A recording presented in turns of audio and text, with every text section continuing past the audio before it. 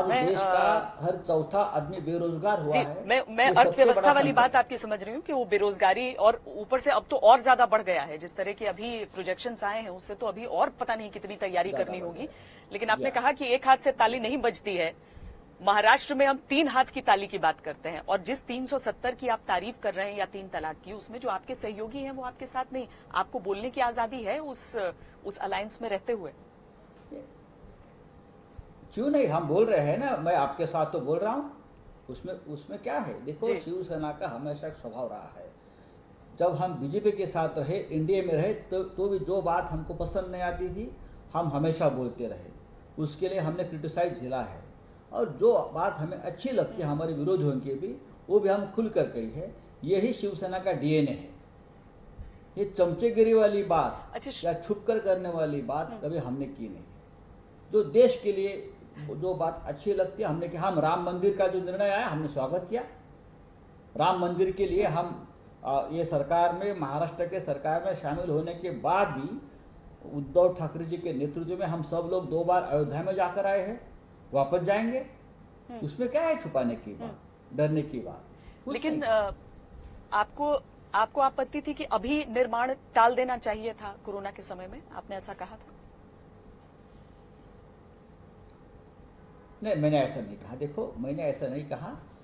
जब ये राम मंदिर का कार्य शुरू था और जब ये खुदाई चल रही थी तो कुछ चीज़ें ऐसी मिली, तो उसका बारे में थोड़ा ज़्यादा जोर शोर से लोग बोल रहे थे। मैंने कहा ये बात, एक बार राम मंदिर का निर्माण शुरू हुआ है, सुप्रीम कोर्ट ने आदेश दिया है, सरकार काम कर रही है, कमेटी का गठन हुआ है, तो अब हमको कोरोना से लड़ना चाहिए। मंदिर की जगह बनता रहेगा, उसमें अभी हमको ज़्यादा ध्यान देने की जरूरत नहीं, मंदिर का निर्माण हो जाएगा। ये मेरी बात थी। अब हमको सबसे ज्यादा ध्यान देना चाहिए कोरोना के साथ लड़ने की। जी, महाराष्ट्र में जिस तरीके से कोरोना संक्रमण के मामले आ रहे हैं, देवेंद्र फडणवीस ने इस बात को उठाया कि उद्धव सरकार विफल रही है, नहीं कर पा रही है वहां पर काम कोरोना को कंट्रोल करने के लिए। इस पर क्या कहेंगे? नहीं, देखिए, लीडर ऑफ द अपोजिशन है देवेंद्र फडणवीस। 5 साल महाराष्ट्र के मुख्यमंत्री रहे हैं। अब अपोजिशन का काम होता है इस प्रकार से टीका टिप्पणी करना, लेकिन उनको भी पता है कि महाराष्ट्र की हालत क्या है। बड़ा स्टेट है, मुंबई जैसा शहर है, पुणे जैसा शहर है, नागपुर शहर है, पूरे देश से लोग यहाँ आकर काम करते हैं, मजदूरी करते हैं और रोजी रोटी कमाते हैं। तो मुंबई अब कंट्रोल में आई है। कल ही एक दिन में 8,500 लोग कोरोना पॉजिटिव जो थे वो ठीक होकर अपने घर पहुंच गए हैं। ये भी काम हो रहा है।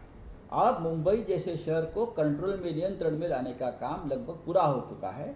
देवेंद्र जी को पता होना चाहिए कि ये संकट के समय में आप सरकार के साथ खड़े रहना चाहिए।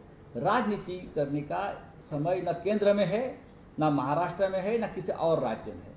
ये संकट है और राष्ट्रीय आपत्ति है। सभी को, चाहे अपोजिशन हो चाहे सत्ताधारी हो, किसी राज्य में कोई अपोजिशन रहता है, आज अगले 6 महीने तक राजनीति हमको भूलनी चाहिए और हमको देश को संकट से बाहर निकालने के लिए एक साथ काम करने की जरूरत है।